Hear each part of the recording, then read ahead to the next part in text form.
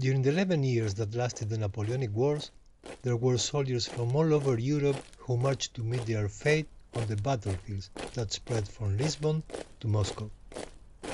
Most of those men who have fought for their country survived, but this is the story of the millions who were wounded or killed in the 255 land battles that took place over 200 years ago. Keep in mind that each icon in the graphics represents 1,000 men.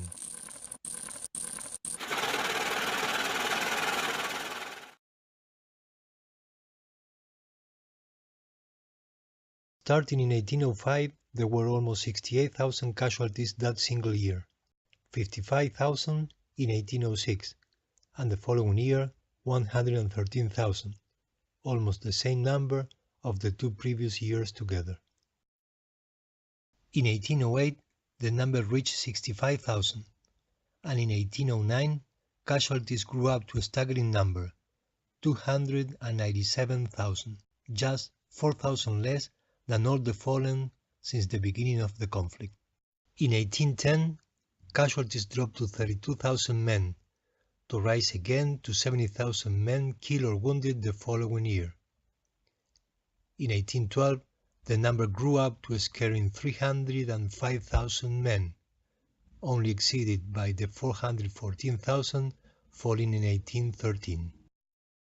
The battles in 1814 left 168,000 casualties, to end up with 95,000 men in 1815.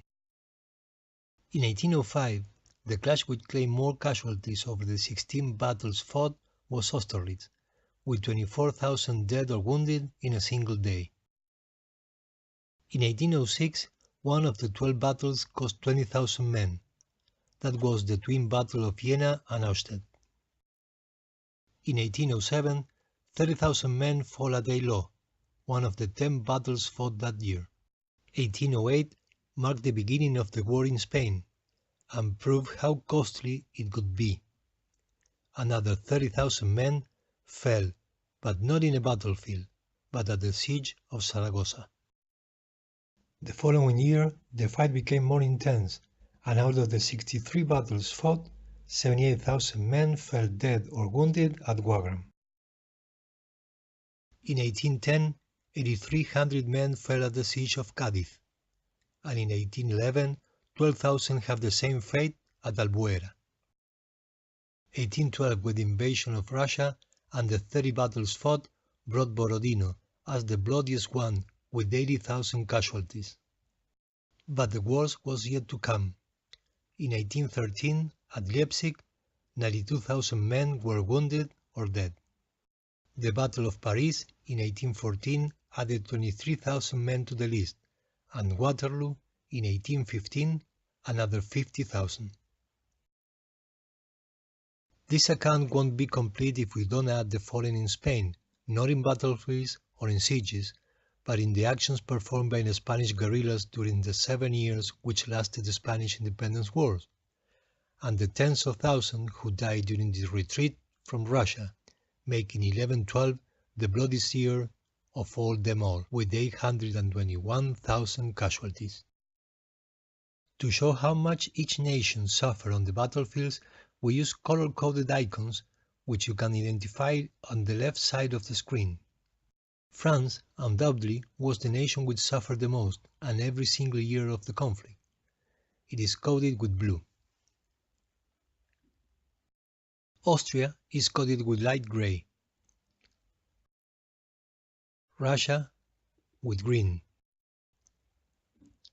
Prussia with dark blue. And Spain with white.